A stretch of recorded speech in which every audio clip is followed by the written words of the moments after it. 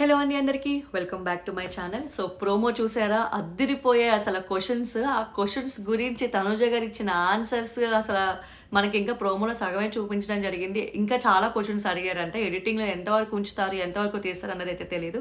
Like చేసి చూడండి, video మంచిగా రీచ్ వెళ్తుంది. అండ్ సబ్స్క్రైబ్ చేయండి, ఎండింగ్ వరకు చూడండి. అండ్ ఈ ప్రోమోలో అయితే ఇంట్రెస్టింగ్ క్వశ్చన్స్ 3 కూడా బాగున్నాయి.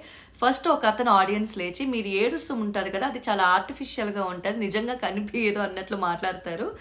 అసలు ఏడవడం అనేది తనుజ గారు అయితే అది హాబీ అని చెప్పచ్చు. ఆవిడ ఒక్కోసారి హాబీ అనే కంటే ఎమోషనల్ పర్సన్ అయి ఉండొచ్చు. ఎందుకంటే పర్సనల్గా కూడా ఆవిడ ఎమోషనల్ అయి ఉండొచ్చు. అందుకే ప్రతి చిన్నదానికి ఆవిడ ఏడ్చింది అనేది మనకి క్లియర్గా అర్థమవుతుంది. కానీ ఒక పాయింట్ ఆఫ్ టైంకి నాగార్జున గారు ఫీడ్బ్యాక్ ఇచ్చాక ఆవిడ ఆపిందనమాట. సో బాగా అడిగారు ఇంట్రెస్టింగ్ క్వశ్చన్.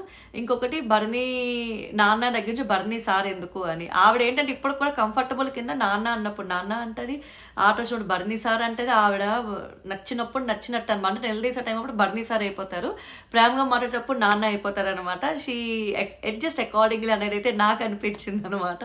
3వ క్వశ్చన్ అయితే దిమ్మ తిరిగే క్వశ్చన్. అసలు ఇమాన్యువల్ ఫ్రెండ్ కాదన్నారు, మళ్ళీ ఇప్పుడు ఫ్రెండ్ అన్నారు అంటే కోపంలో అన్నారు అని చెప్పి అంటారు.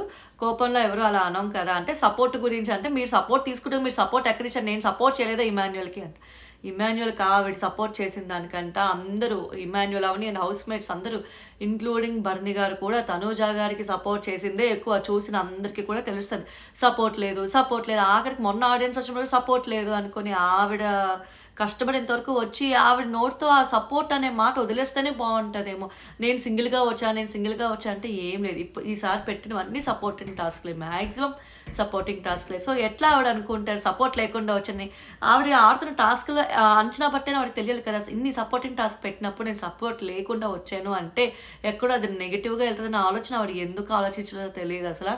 ఇంతవరకు ఆవిడ ఈదుకుంటునో ఫైట్ చేసుకుంటునో కష్టపడో స్ట్రాటజీస్ పెట్టో గొడవాడో వచ్చింది ఆవిడ. తనుజగా చాలా strong content, not only the top winner రేస్లో ఉన్నారు, టాప్ 1లో ఉన్నారు యాజ్ ఆఫ్ నా ఓటింగ్లో.